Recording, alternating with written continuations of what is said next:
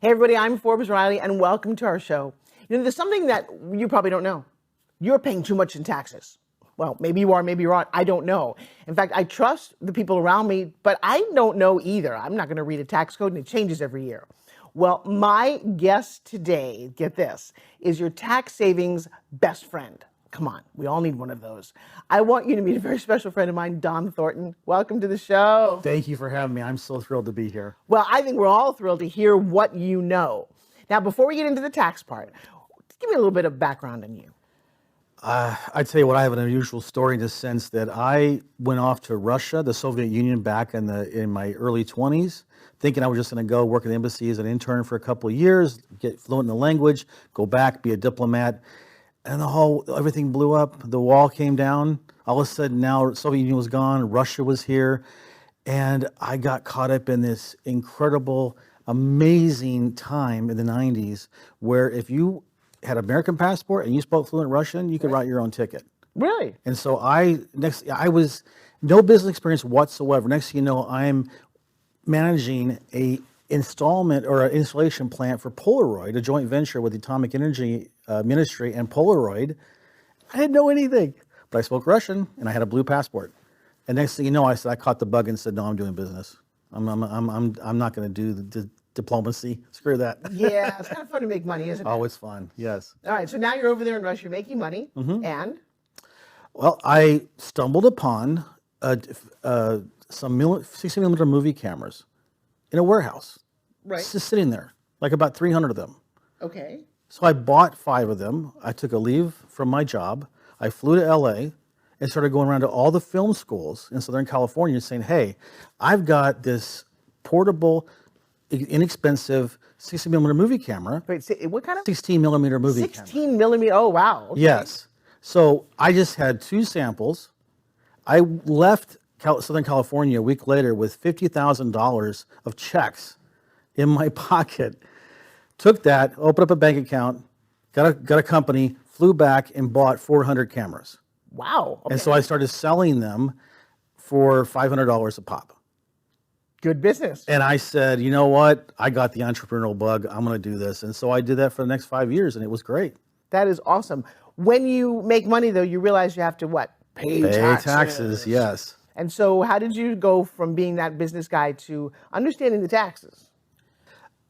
Pure, hard, painful experience of paying too much, writing those checks every tax time, tens of thousands of dollars going out.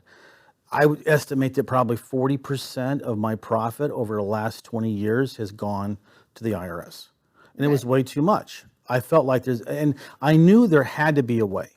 Because there are people out there, Warren Buffett famously said that his secretary pays more in taxes than he does. Now, it's not because it's illegal, it's because he just understands tax code and there are systems set up. And would you say it's fair to say that it's the rich understand that? Yes, absolutely. So it's the tax code is there for everybody. Okay. The difference is that we are so conditioned to only do certain things a certain way. And that extends into the legal profession and CPAs, financial advisors. They have been trained to do things in a certain way, and if it's against what the orthodoxy is, then they're not gonna promote it or not gonna advise their clients because we've always done it this way. We'll keep doing it this way. Well, it's funny. I don't think I got educated in taxes. I was working as an actress and I was all of a sudden making a lot of money. And I didn't realize the difference between working for yourself, working for someone else, W-2, 1099, deductions. Who knew what deductions were? Right. And I had a field day with understanding that as a performer, you had a lot of deductions, but I don't remember who taught me that. And I don't think it was school. I think it might have been some tax guy. And you know what? I never really went back to explore what my options are. Yeah. Yeah. Do you think I'm pretty typical? Yes, you're very typical. I'm the same. Hey, guilty as charged. I was the same type of person. I started doing real estate investing in Orlando, Florida. Right. Did very well at it. That's why I was writing those checks. Kept writing those checks every year. Right. All of a sudden you're making money. And so I'm thinking to myself, well, what do I do? Well, so your automatic reflex is I'm going to deduct as much as I can. Right. But it only helps so much. And for a lot of people who do 1099, like you were talking about, you don't have any deductions. Right, which is a little scary. Yes. And so you're getting even a bigger bite coming out of your So money. we're going to come to understand that you are now a specialist. How long have you been dealing with taxes and being our best friend? I have had a trust for 2 years. I'm like the guy in the commercial that said, I like this thing so much I bought the company. That's kind of like what I did. I got the trust. I heard about it. Finally, fate stepped in. Someone knew someone who knew someone about that had a law firm that was copyrighted and been doing this for 50 years. And this was the trust I was looking for. And that's why I jumped on it. And then I thought, Wait, hang on a second. Okay, Define the word trust. the trust at its core is a contract. Okay. A contract that between two people, and in this case, the governing instrument of my money, should I decide to put it in there, or any other investments that come into this trust, Right. what I can do as a trustee who controls it, what my beneficiaries can do, my family, my kids, my wife, what they can do, that's a contract. Okay. Are there different kind of trusts? Yes, there's so many different kinds of trust. Why? Because they're suited for different needs. So you have a living revocable trust. Let's say that your whole agenda is you don't want your property to go to probate when you pass. Okay. Okay, it's a very simple trust, and most people know about that. Right. So that serves a certain purpose. Now, I cannot get any tax reduction from a living revocable trust. It's not designed for that. It's not in the contract. Okay. Why isn't it in the contract? Do they not know? No, it was again designed for just that purpose. Okay. So their pain point was they do not want to have a judge decide who gets what. Okay, so you would have a trust if you want to have your beneficiaries, you want to pass the money along, Yes. and you always hear about it. Oh, it gets stuck in probate. Yes. You have estate taxes, and the kids get nothing. Exactly. You don't want that. Right. Okay. And you can do that with a revocable trust, a living revocable trust. Okay. And that's why they do it. Okay, but that's not your trust. No, it's not, and it won't help you with capital gains, or it won't help you with anything else that has to do with. I mean, you avoid probate, but if you're going to inherit something, you're going to pay an estate tax. If it's so that. So your trust, Yes. which is in conjunction with the law firm, does what? We have 4 basic benefits that are amazing. Number 1, imagine this: any passive income that comes into your trust is a non-taxable event. Define passive income. Royalties. Okay. If you write a book, right, you get royalties. Passive income is not taxable in this trust. Really? Right. Okay. If you invest in a limited partnership somewhere, you start getting limited partnership profit sharing. Right. That's capital. That is not a passive, or it's not a taxable event. Exactly. Rentals. You're a real estate investor. You have a building lease, not taxable event. Airbnb? Same thing. That's considered rent. Yeah. Uh-oh. Yes. Okay, this is really, really interesting right now. Secondly, any capital asset that you sell, the trust sells, is not a capital gains tax event. Now, let me ask a question. Does your trust also cover probate? It does, because this is a irrevocable trust. So when my wife and I decided we're going to go in and invest in this trust, we sold every single thing that we owned into the trust. Okay. I don't own anything anymore. I hear that a lot. Yes. I'm personally not at that stage, and I'm Yes. excited because if you're like me, you want to listen up. So the trust now owns everything. Okay. Okay. So we have a number of rental properties that we still, all the money that comes in the trust as passive income. So we're not, that's when he's just there, it's not being taxed. Okay. Why, I'm sorry, I just have to stop for a second. Why wouldn't everybody want a trust like this? They don't know about it. Why not? Because this trust was developed by a law firm that all they specialized in for decades was just protecting people in Texas, Louisiana, in oil producing areas in this country to not pay taxes on their royalties. Oil, gas, mineral. Does the government not want you to know about this, or does it not matter? It's not I don't think there's the government doesn't care. It's in the tax code. And it was written in when the tax code was first implemented in the beginning of the 19th century, or it was there. They wrote it into it. But, focusing on oil and gas and realizing, well, wait a minute, You're getting royalties from oil and gas. Well, what if you got royalties from film, from Got it. movies? And then what about other passive income? What about rents? And so it just kind of just slowly developed.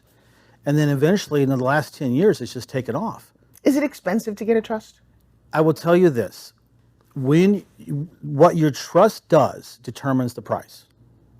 So, you can go, if all your function, your trust is you want to avoid your assets going through probate. Right. Then, that's going to cost, $2,000, $3,000, something like that. Reasonable. Right. You can go anywhere you want and get that. But I'm sure you know about proprietary Yes. property, right? When something's copyrighted and proprietary, you're going to pay more. Plus, the value you get from that is why the price is going to be more, the investment. For me, I was able to recoup my investment in the trust the very first year. After I filed my taxes, it was like, whoa. First time in my real estate investing career where I've made millions in short sales investing. Yeah, let's talk about that for a second. So, because I really didn't qualify how successful you really are. We jumped from Russia to trust, but there's a big thing in the middle where you're probably one of the most successful short stay real estate investors ever. Yes, I flipped well over 3,000. I lost track after 3,000 flips I did. Wow. And, during the Great Recession, I mean, you couldn't swing a dead cat without finding it in Florida, without hitting a foreclosure property that was upside down on their mortgage. And you just knew what to do? I learned. I did not. I'm honestly, I was the typical person. I went to a seminar. I learned about short sales. I thought it was the most brilliant strategy I'd ever heard of, that you could create tens of thousands of dollars of profit out of thin air just by negotiating, not risking a dime of my own money. And I could say to a bank, all right, you say it's worth $100,000. I say it's worth 50. Okay. Then we usually come, okay, they'll say, okay, take it for 60. Boom. Now I just made $40,000 in profit. So I said, I'm doing that. So I learned, no one taught me. I learned by the School of Hard Knocks. I got better at my craft. And then this was like in the early 2000s. Right. By the time the Great Recession hit, I was on top of my game, and I was just reeling them in, and it was great. Did you stop to create a course and teach the rest of us? I was limited in my way of thinking. Okay. I had a very closed mentality of, this is mine, I don't want to share. Oh. If I knew then what I knew now, oh yeah, I would have gone out there and taught it And like made I more could. passive income to fund the trust. Absolutely. We live and learn. Oh, well, that's why we're here on this show. Yes. Because what you know is so valuable, so important. Would you do me a favor? Would you talk to my audience and tell them why this is one of the most astounding things they really need to pay attention to? Taxes are the biggest source of expense that you have in your life, especially if you are a business owner or you're a 1099. If you're not W-2 income and you're making a substantial amount of money, probably 30 to 40% of your profit is going to the IRS every year. What could you do with that $40,000? Could you expand your business? Could you invest more in the education for your children? All of that stuff is going away from you. It's like having a partner that does nothing for your business, but you have to pay that partner every single year. Now think about when you think about that, and now you have a legal mechanism to be able to keep that money to invest how you want to. Now, how's it going to help you in your business or in your life? That's why I'm your tax savings best friend. You really are. Dude, I'm really excited, and I think there's a lot of people watching this that are going to go, wow, I need to know you. How do we find you?